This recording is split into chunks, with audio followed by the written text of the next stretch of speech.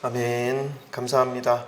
오늘 하나님께서 우리에게 주시는 말씀 함께 보시겠습니다.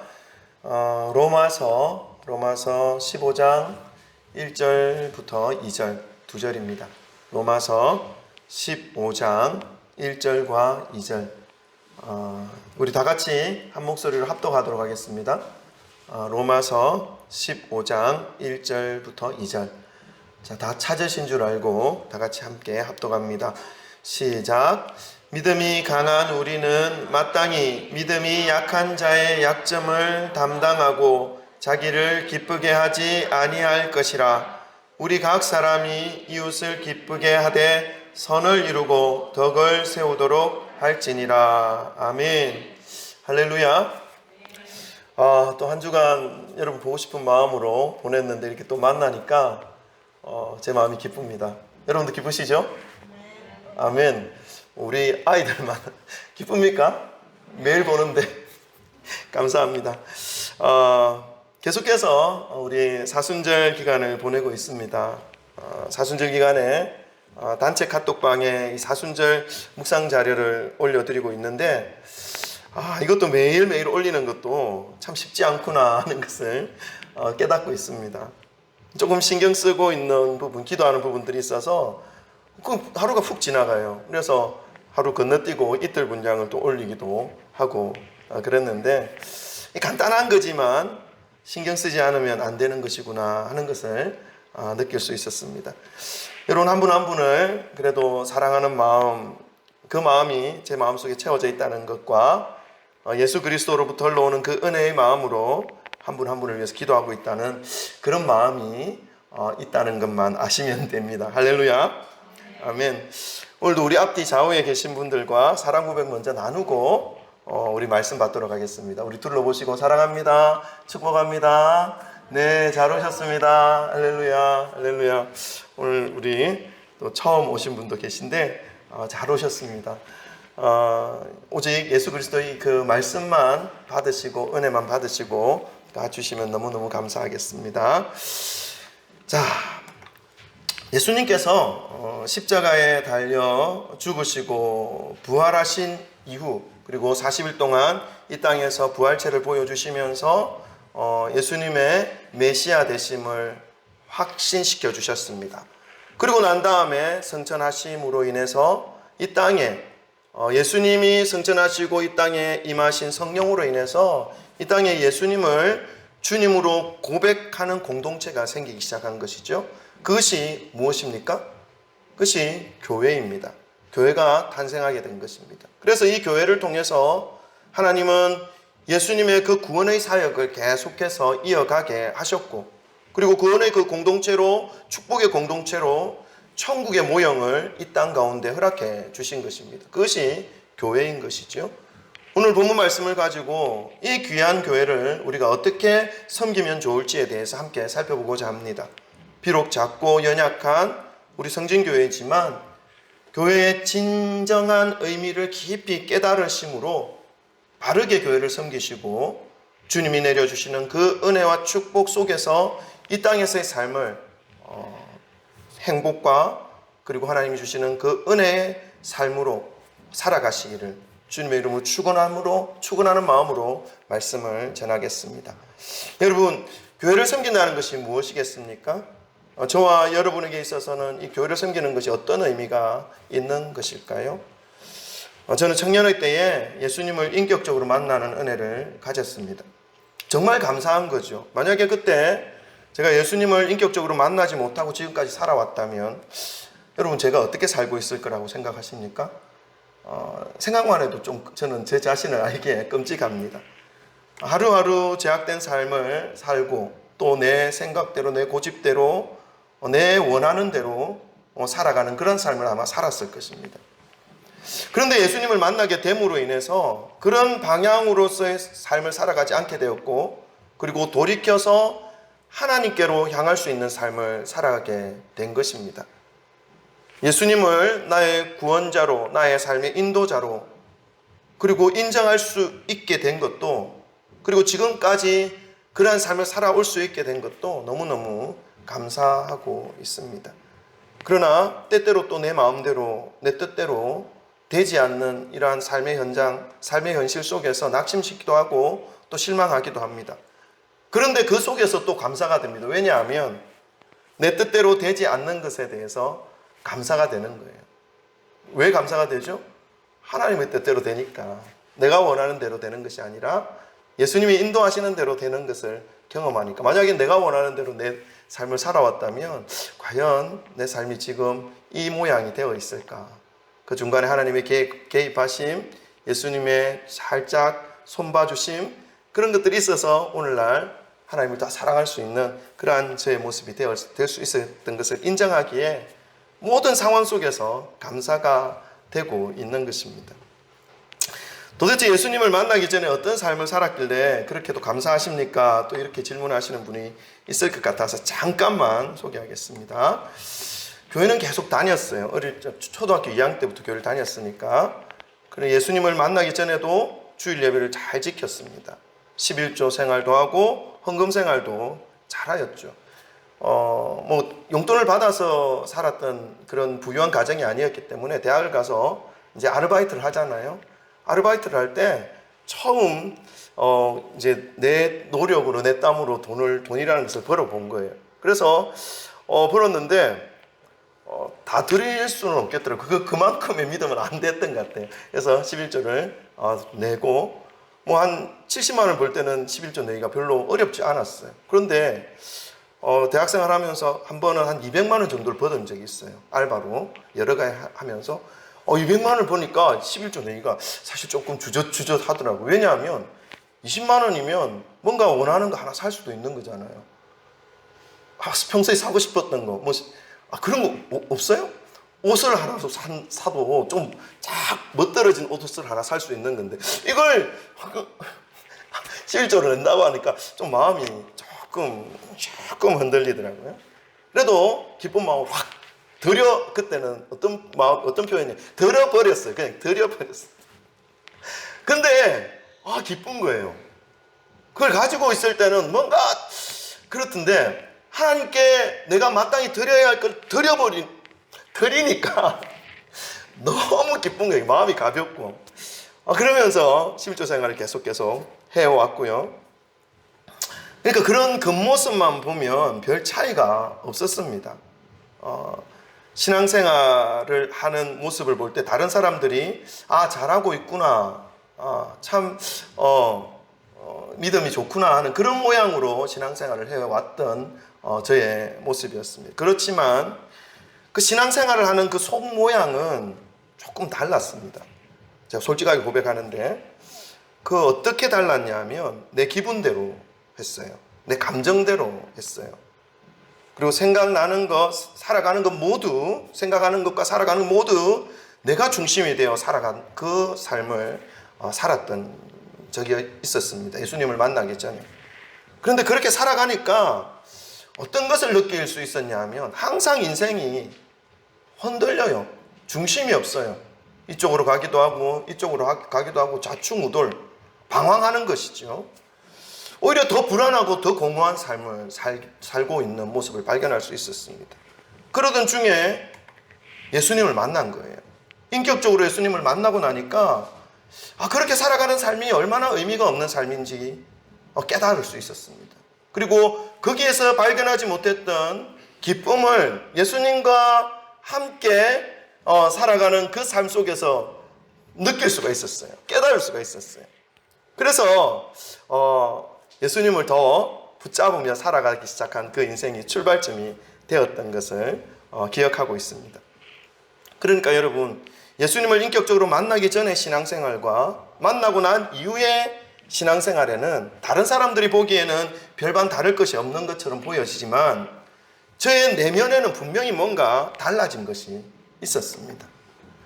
그 달라진 것 하나만 말해보라고 한다면 교회를 다니는 목적이 완전히 달라졌죠.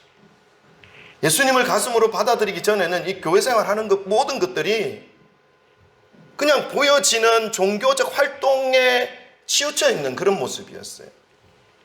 그리고 그 목적이 모두 나에게 집중되어져 있었던 것이죠. 교회 생활을 하면서도 내가 하고 싶은 것들 위주로 찾아서 찾지도 않았죠. 그냥 내가 하고 싶은 것대로 살았던 것이죠. 당연히 내가 하기 싫은 것은 누가 시켜도 잘하지 않습니다. 적절히 지혜롭게 거절하는 그런 모습이 있었죠. 그러면서도 신앙생활을 잘하는 척하는 그런 모양으로 살았던 제 모습이었음을 고백할 수 있습니다. 그런데 예수님의 은혜를 가슴으로 받아들이고 그 예수님의 십자가 사랑이 내 가슴 속에 채워지기 시작할 때, 그때부터 신앙생활을 하는 그 모양은 똑같은데 그 삶의 목적이, 신앙생활하는 그 목적이 나에게 초점이 맞추어져 있는 것이 아니라 교회를 사랑하는 마음으로, 그리고 교회를 섬기는 그 목적이 완전히 바뀌어지었던 것을 기억하고 있습니다. 교회가, 그리고 나를 위해 십자가에서 매달려 돌아가 주신 그 예수님의 몸이라는 것을 깨닫게 되니까 이 주님의 몸된 교회가 얼마나 귀하고 좋은지 마음으로 느껴지는 거예요.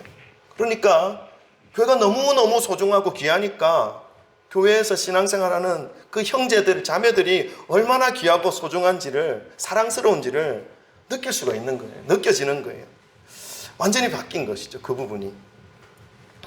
이렇게 나에게 집중되어 있었던 이 마음이 예수님을 만나고 난 이후에는 나를 바라보는 것이 아니라 교회를 바라보게 되고, 그리고 함께 믿음의 길을 가고 있는 주위의 지체들을 바라보면서 사랑하는 마음으로 신앙생활을 하게 되는 것을 느낄 수가 있었습니다. 그렇게 되니까 내가 원하는 것을 고집하지 않게 되는 모습으로 바뀌게 되는 경험을 했고요. 그리고 교회의 어떤 여러 가지 많은 활동, 섬김도 교회의 필요가 보일 때 사랑하는 마음으로, 기쁜 마음으로 자연스럽게 하고 있는 모습들도 볼 수가 있었습니다. 이 일에도 하나님께서 나를 사용해 주시는구나 하는 이 사실 하나만으로도 그저 그냥 감사와 찬양이 되는 그런 모습으로 바뀐 것이죠. 그렇게 신앙생활을 하는 그 목적과 태도가 예수님을 경험함으로 인해서 생기게 되었고, 그리고 교회를 섬기면서 하나님의 뜻을 구하며 살아가는 그 모습으로 바뀌었던 것을 청년의 때에 경험하고 지금까지 살아왔습니다. 여러분도 아마 그렇게 살아갈 수 있을 거라 저는 믿습니다. 때때로 실수하고 넘어져서 다른 사람들의 입에 구설수로 오르락내리락 하는 때도 있었지만 이렇게 믿음의 길을 걸어서 여기까지 와 있습니다. 그래서 모든 것이 하나님의 은혜였음을 고백할 수 있는 것이죠. 나름 교회를 섬기면서 하나님의 뜻을 구하면서 따르면서 살아온 삶이었지만 여전히 저에게는 이 믿음의 길이, 교회를 섬기는 길이 쉽지 않은 길임을 고백하게 됩니다. 여러분에게는 이 믿음의 길이 쉬우십니까? 주님의 몸된 교회를 섬기는 것이 쉬우십니까? 이렇게 주님의 뜻을 날마다 구하며 그 길을 가고 있고 예수 그리스도의 몸된 귀한 공동체를 섬기면서 살아가고 있는 우리들이지만 여전히 신앙의 길을 가고 있는 우리의 모습을 볼 때는 때때로 어떻게 믿음의 길을 가야 하는 것이 바람직한 것인지, 어떻게 교회를 섬기는 것이 하나님이 기뻐하시는 것인지 잘 분별하지 못할 때, 혼돈될 때가 있다는 것을 솔직하게 고백할 수 있습니다. 그래서 교회를 사랑하는 마음으로 교회를 섬기고 싶은데 어떤 마음으로 교회를 섬기는 것이 바람직한 것인지, 이 부분에 대해서 우리가 무엇보다도 말씀을 기준으로 정립해 놓는 것이 필요합니다. 그 말씀으로 오늘 로마서를 기록한 사도 바울의 서신을 우리가 함께 살펴보면 이 바울 사도가 얼마나 교회를 사랑하였는지, 얼마나 교회에 대한 하나님의 마음을 흘려보내기를 원했는지, 그리고 이 바울이 교회를 바라보면서 섬겼던 그 모습을 사도 바울이 기록한 성경 속에는 표현하고 있습니다.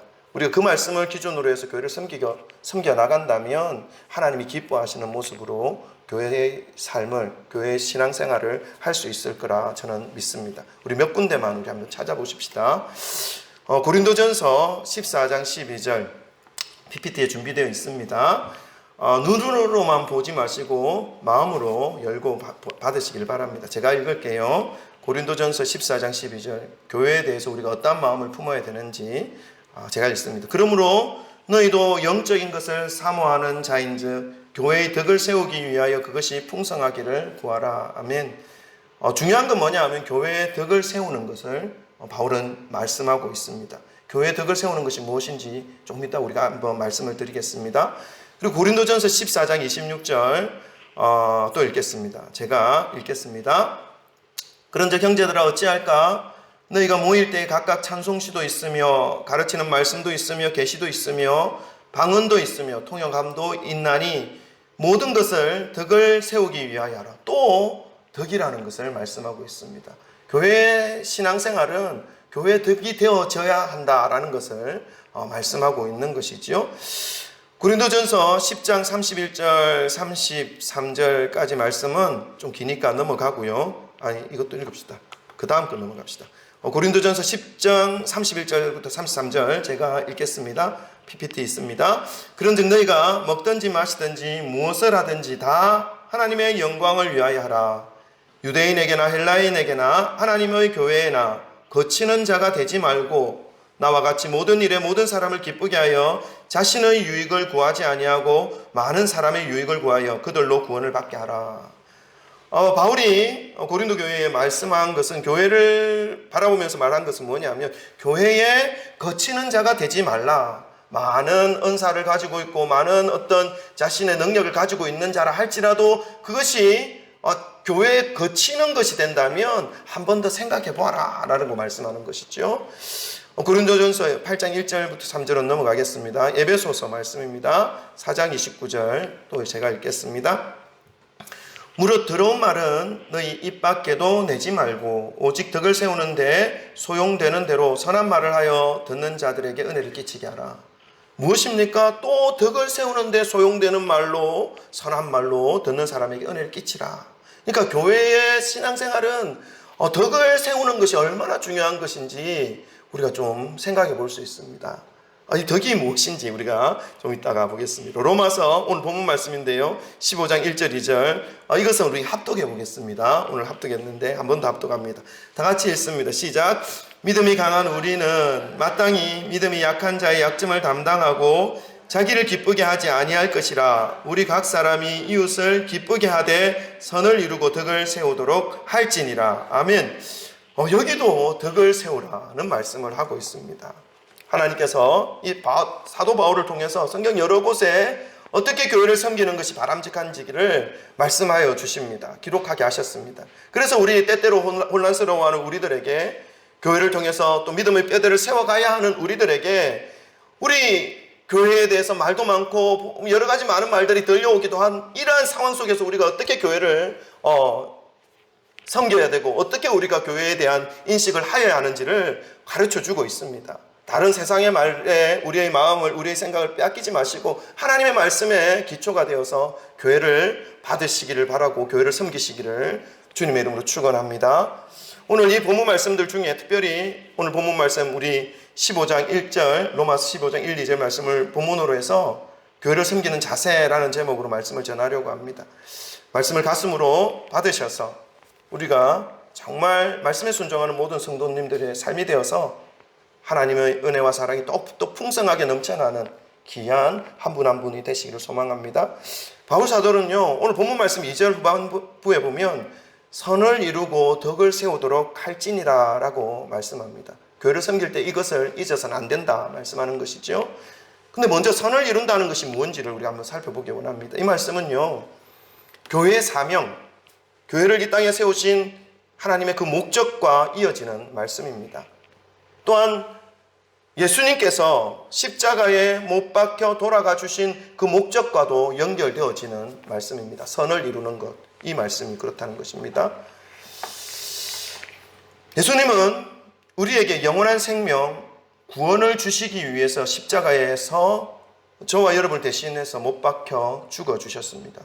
그러니까 우리가 교회를 다니는 목적, 이것을 예수님이 십자가에 못 박혀 죽어주신 그 목적과 연결시켜서 이해하지 않으면 안 된다는 것입니다. 뿐만 아니라 교회를 섬기고 신앙생활을 하는 것이 또한 이러한 목적에 근거를 두고 신앙생활을 해야 한다라는 것을 말씀하고 있는 것이죠. 그렇지 않으면 교회에 나와서 예수님을 구하지 않고 다른 것을 구하는 모양으로 신앙생활을 할 수 있습니다. 오늘날 많은 사람들이 교회를 다니는 이유 중에 하나가 성공과 출세, 돈과 명예, 이런 것들을 하나님께 구하며 교회를 출석하려고 하는 분들이 많이 있습니다. 대놓고 이렇게 말을 하는 사람은 별로 없습니다. 그러나 살아가는 삶의 모양을 보면 그렇게 살아가는 사람들이 너무 많다는 것입니다. 단적인 예로 많은 예도 있지만 제가 최근에 보고 느낀 그 단적인 예가 하나 있는데 어떤 거냐면 식당회를 갔어요. 그러니까 모 교회 선구 있잖아요. 내 시작이 이제 시작 미약했으나 창대하리라 이런 말씀 문구들을 붙여놓지 않습니까? 땡땡땡땡 교회 주일은 쉽니다. 근데 그 냉장고에 보니까 소주, 맥주, 막걸리 모든 종류의 술은 다 있어요. 제가 어떻게 제가 좀 민감합니까? 제가 어떻게 이해해야 될지를 모르겠더라고요. 뭘까? 주일은 쉽니다. 땡땡땡땡 교회 되어 있는데 메뉴판을 봤어요. 얼마 술의 종류가 있으면서 가격표가 있어요. 이걸 어떻게 이해를 해야 하나? 오늘날처럼 이런 시대에 절대적인 진리를 말하는 것이 무슨 의미가 있냐, 고리따분한 그런 모양새라고 이해할 수도 있습니다. 그러나 여러분, 성경은 변하지 않습니다. 1000년 전이나 2000년 전이나 또 앞으로 1000년 후나 2000년 후나 주의 말씀은 영원할 것입니다. 푸른 마르고 꽃은 시드나 주의 말씀은 영원하리라. 그래서 우리가 신앙생활 할 때에 그 따라야 할 기준은 세상의 가치, 세상의 변화, 세상과 함께하는 그 시대적 흐름, 이것을 따라서 신앙생활하는 것이 아니라는 것을 우리는 깨달아야 되는 거예요. 그래서 조금 미련해 보여도, 조금 무시를 당해도 주의 말씀이 그러함으로 내가 그렇게 기준으로 삼아서 신앙생활을 하겠다라고 하는 결단이 물론 때때로 넘어질 수 있습니다. 그것을 제가 정죄하는 건 아닙니다. 넘어질 수 있고 쓰러질 수 있지만 우리의 기준은 흔들려서는 안 된다는 것입니다. 기준을 끌어모아서 나의 삶에 맞춰서 이게 맞는 거에 저게 틀렸다라고 말하면 안 된다는 것입니다. 나의 삶을 다시 고쳐서 기준에 맞춰서 가야 되는 것이 신앙생활이라는 것이지요. 이것이 선한 것입니다. 무엇이냐면 교회에 세워진 목적, 예수님께서 십자가에 매달려 죽어주신 그 목적, 그것이 우리에게서 선한 뜻입니다. 교회를 섬기는 것에 있어서 선한 뜻이 나타나고 덕이 세워져야 한다는 것을 먼저 바울은 말씀하고 있는 것이지요. 여러분, 우리들에게 돈을 주려고 예수님은 십자가에 못 박히지 않으셨습니다. 명예를 주려고 십자가 골고다 고통을 겪지 않았습니다. 이 땅에서 남들보다 높게 잘 살아라고 조롱과 멸시와 저주와 침뱉음을 당하지 않으셨습니다. 물론 이런 것들은 우리가 주님의 말씀을 따라 잘 살아가게 될 때에 부수적으로 주어질 수 있는 것들입니다. 이것에 목숨 걸지 마시기를 바랍니다. 말씀대로 사는 것에 목숨을 거시기를 바랍니다. 예수님께서 모진 고통의 십자가를 지시면서 우리에게 주시고자 하신 것 딱 한 가지입니다. 그것은 영생이죠. 예수 그리스도의 그 제자로서, 하나님의 아들로서, 딸로서 아름다운 향기를 세상 가운데 나타내고 난 이후에 이 땅에서의 삶을 이별함과 동시에 영광스러운 저 천국 영원한 생명을 얻게 하고자 하는 그 이유 딱 한 가지로 예수님의 십자가에 못 박히셨습니다. 그래서 믿는 자로서 가장 선한 일, 좋은 일은 바로 그리스도를 닮아가는 것입니다. 그래서 더 많은 사람들이 그리스도를 닮아갈 수 있도록 하는 것입니다. 그래서 그분을 따르게 하는 것이죠. 왜 이것이 선한 일입니까? 그렇게 하는 것이 그 많은 사람들이 천국으로 이어질 수 있게 하는 삶이 되기 때문에 그렇습니다. 많은 자들을 선한 곳으로 인도하는 자는 하늘의 궁창의 별과 같이 빛나게 할 것이다 라고 말씀하셨지 않습니까? 이 일을 주님이 세워주신 교회를 통해서 교회가 그리고 저와 여러분이 해 나가야 하는 것이죠. 이것이 선한 일입니다. 그렇다면 덕을 세우는 것은 무엇입니까? 졸리우신가요? 할렐루야, 감사합니다. 덕을 세운다는 것은 무엇입니까? 그것은 교회의 본연의 역할을 수행하는 것에 있어서 걸림이 되지 않는다는 것을 의미합니다. 교회라고 하는 것은 우리 성진교회도 주님의 피값으로 사신 교회지만 그리스도를 주님, 구원자, 나의 구원자입니다. 예수님이 나의 구원자입니다. 예수님 때문에 내가 구원받았습니다. 라고 고백하는 사람들의 모임이 교회입니다. 이런 교회당, 이거는 이제 건물은 교회당이죠. 교회당, 집당자입니다. 교회는 저와 여러분의 모임입니다. 그것이 교회입니다. 여러분 한 사람 한 사람이 교회고 제가 교회입니다. 왜냐하면 우리는 예수님을 나의 구원자입니다. 나의 주님이십니다. 라고 고백하는 사람들입니다. 아멘? 그래서 지금 모여 있습니다. 이것이 교회예요. 이것이. 자, 그럼 우리 옆에 분에게 한번 고백해 드릴까요? 당신은 주님의 피로 세워진 교회입니다. 말해 보십시다. 아멘. 아멘. 맞습니다. 맞습니다. 교회의 덕을 세운다는 것의 의미는 뭐냐면 이 교회를 통해서 저와 여러분을 통해서 영광된 영원한 생명이 또다시 잉태케 되도록 내가 드려지는 것을 의미합니다. 이것이 교회의 덕을 세우는 겁니다. 구원받는 영혼이 생겨나고 성장하는 것에 내가 사용되어지는 것을 의미합니다. 이것이 교회의 덕을 세우는 신앙생활입니다. 이러한 신앙생활, 선을 행하고 덕을 세우는 이 신앙생활을 하기 위해서 오늘 본문 말씀은 구체적으로 세 가지를 말씀합니다. 이거 이제 알고 우리가 신앙생활하면 선을 행하며 덕을 세우는 신앙생활이 될 수 있습니다. 첫 번째는요, 자기를 기쁘게 하지 말 것을 말합니다. 우리 한번 1절을 한번 읽어보십시다. 본문 말씀 15장 1절 다 같이 읽습니다. 시작. 믿음이 강한 우리는 마땅히 믿음이 약한 자의 약점을 담당하고 자기를 기쁘게 하지 아니할 것이라. 아멘. 우리 강한 자라고 하는 이런 사람들은요, 예수 그리스도를 믿는 믿음이 강한 사람들이라는 뜻입니다. 믿음 생활을 오래 한 사람들이지요. 그래서 교회가 어떤 곳인지, 교회 생활을 어떻게 나가면 좋은지를 어느 정도 알고 있는 사람들입니다. 그리고 교회 내에서 여러 가지 많은 활동과 섬김과 봉사를 하고 있는 사람일 경우가 많습니다. 이러한 사람이 교회의 덕을 세우기 위해 취하여야 할 첫 번째 모습으로 뭐라고 말씀하냐면 자기를 기쁘게 하지 말라 말씀합니다. 자기의 만족을 위해서 신앙생활 하지 말라라는 것이지요. 믿음이 강한 자와 믿음의 강한 자의 위치가 되면 이제 자기에게 집중된 모습에서 벗어나야 한다라는 것을 말씀하고 있습니다. 교회를 오랫동안 다니면서도 아직도 다른 사람을 위하는 마음이 없고 자기 자신만의 기쁨을 위해 봉사하고 헌금하고 기도하고 활동하는 그런 사람은 진실로 하나님이 기뻐하시는 신앙의 모습이 아니라라는 것을 말씀하고 있습니다.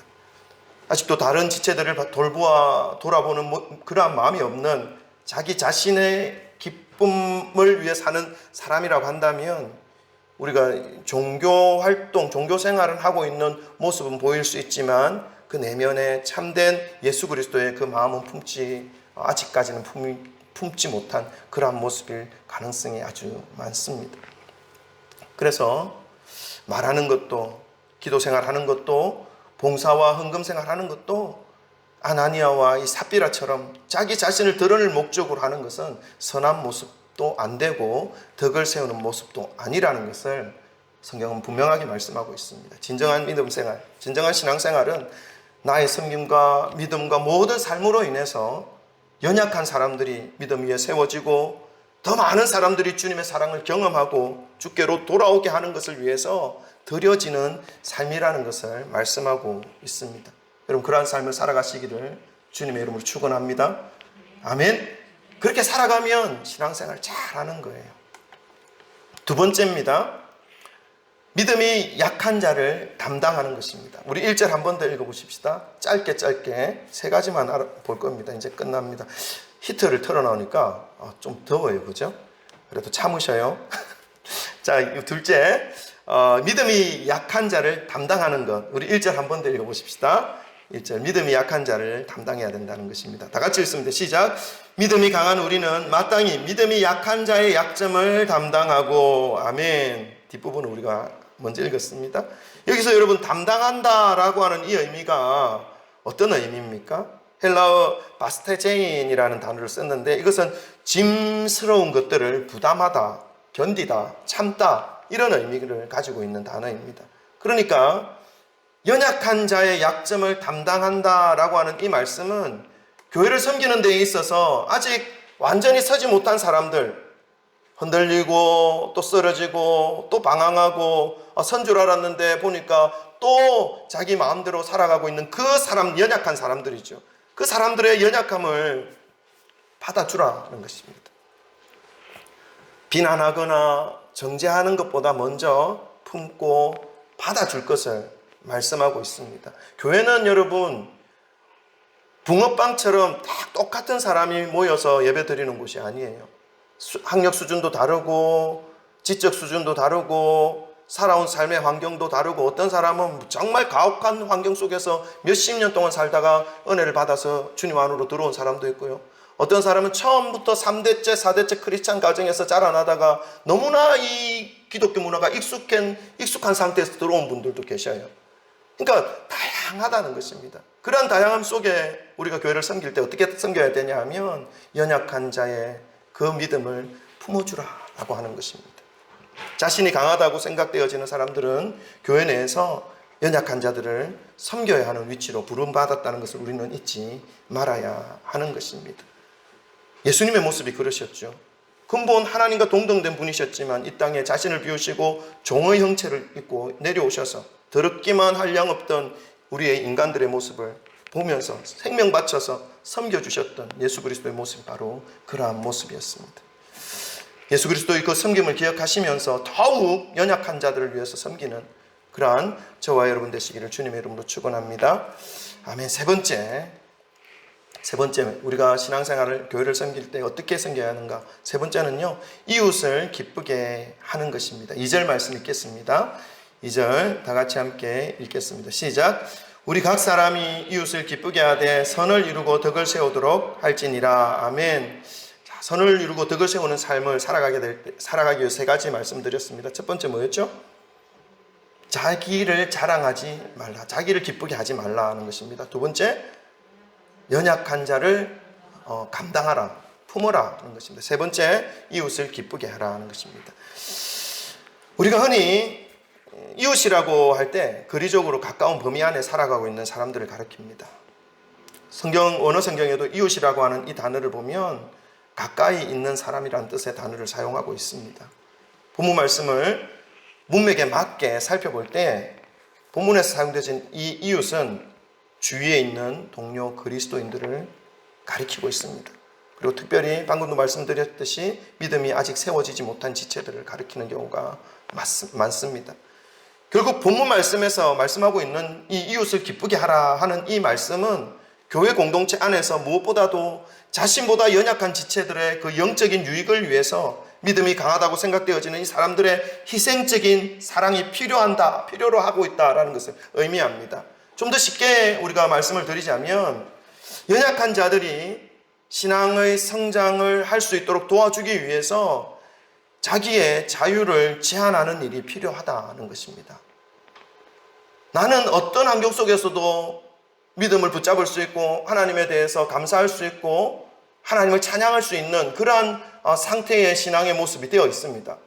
뭐 어디를 가든 술집에서도 할 수도 있고 어떤 환경 속에도 할 수 있습니다. 그러나 나의 주위에 있는 지체들이 나를 바라볼 때, 아니 저 사람이 어떻게 거기에 가서 그리스도인으로 저렇게 살아갈 수 있지? 라고 하는 이런 생각을 가지게 할 수 있는 모습이라면 자기의 그 자유를 제한시켜라는 것입니다. 그것이 이 연약한 성도의 삶을 받는 것이고 영적으로 세우는 것이고, 그리고 그들을 기쁘게 하는 것이라는 것입니다. 이해가 가십니까? 아멘? 이해가 잘 안 가시는 것 같은데. 제가 그렇다는 건 저는 술집도 안 가고 아무데나 안 가요. 그러나 예를 위해서 우리가 교회 예배를 드리는데 여기 뭐 다가를 준비해 놓고 여러 가지 많은 음식들을 준비해 놓는데 저 귀퉁이에 소주도 있고 맥주도 있고 이렇게 할 수도 있어요. 그렇다고 우리의 신앙이 뭐 그렇게 바뀌거나 변질되지 않아요. 우리의 그 신앙의 마음의 상태는. 그러나 그것을 볼 때에 극단적인 예를 드리는 것입니다. 그것을 볼 때에 처음 온 성도들이 생각할 때에 어떻게 저렇게 할 수 있지라고 마음을 그렇게 주는 마음이 들게 한다면 그것은 잘못된 것이라는 것입니다. 우리가 그렇게 할 이유도 있고 자유도 있지만 그걸 축소시키라는 것입니다. 반대로 말씀을 드리면 우리는 많은 은사를 가지고 있어요. 방언하는 은사, 예언하는 은사, 성경의 말씀에 대해서 여러 가지 많은 것들을 풍성하게 받은 그 은사가 있어요. 그런데 처음 온 성도들이 방언하는 모습을 보면서, 그리고 이상한 그런 자기들이 이해하지 못하는 그런 것들을 바라보면서 좀 두려움을 갖거나 이해하지 못하는 그런 부분들이 있을 때는 그들을 위해서 우리의 자유함을 축소시켜서 좀 절제할 필요가 있다는 것입니다. 이해가 가십니까? 아멘. 어렵습니다. 네, 그것을 말씀을 드리는 것이죠. 사랑하는 성도 여러분, 교회는 강한 자만 있는 것이 아닙니다. 주위를 돌아보면 너무나 강한 모습을 하고 있는 듯 하지만 너무나 약해서 자신에게 모든 것이 집중되어 있는 사람들도 있습니다. 그리고 교회는 나오지만 여전히 세상 앞에서 믿음을 내세우기 힘들 정도로 세상과 가까이 살아가는 분들도 있습니다. 조용하지만 힘있게 세상 앞에서 당당히 믿음으로 발걸음을 내딛는 사람들도 있습니다. 이런 다양한 사람들이 모여서 한 목적을 가지고 가는 믿음의 발걸음을 내딛고 가는 것이 바로 교회입니다. 그 목적은 무엇입니까? 예수님을 섬기는 것입니다. 예수님을 닮아가는 것입니다. 예수님을 섬기고 닮아서 결국은 영원한 생명을 얻고 영광스러운 구원의 은혜를 받는 그러한 사람들이 모여서 가는 곳이 바로 이 교회입니다. 다양한 모양의 사람들, 다양한 믿음의 수준들을 가진 이 사람들이 모여 지내는 곳이지만 세상의 모임과는 전혀 다릅니다. 왜냐? 목적이 다르기 때문에 그렇죠. 세상 사람들의 모임은 힘이 있는 자가 주도를 합니다. 그러나 교회는 어떻습니까? 하나님의 은혜로 이끌려 가는 것이 바로 교회여야 한다는 것입니다. 오직 우리가 이런 시대 속에서 교회를 향한 많은 말들이 들려오는 그런 시대 속에서 성도로서, 교회를 다니는 사람으로서 이제 믿음의 삶을 계속해서 해 나가야 되는데, 어떠한 마음을 가지고 교회를 섬기고 교회에 대한 인식을 하며 나아가는 것이 바람직한지 오늘 짧지만 좀 지루하게 느껴졌을 수도 있겠다는 생각이 들지만 말씀을 기준으로 함께 살펴보았습니다. 이러한 마음 잊지 마시고 어디를 가시든지 교회에 대한 마음을 변치 않으시고 붙잡으시고 사랑하는 마음으로 예수님께서 목숨 바쳐서 세워주신 것이 바로 주님의 몸된 교회라는 것을 기억하셔서 믿음의 삶을 말씀을 기준으로 잘 살아가시기를 주님의 이름으로 축원합니다. 기도하십시다.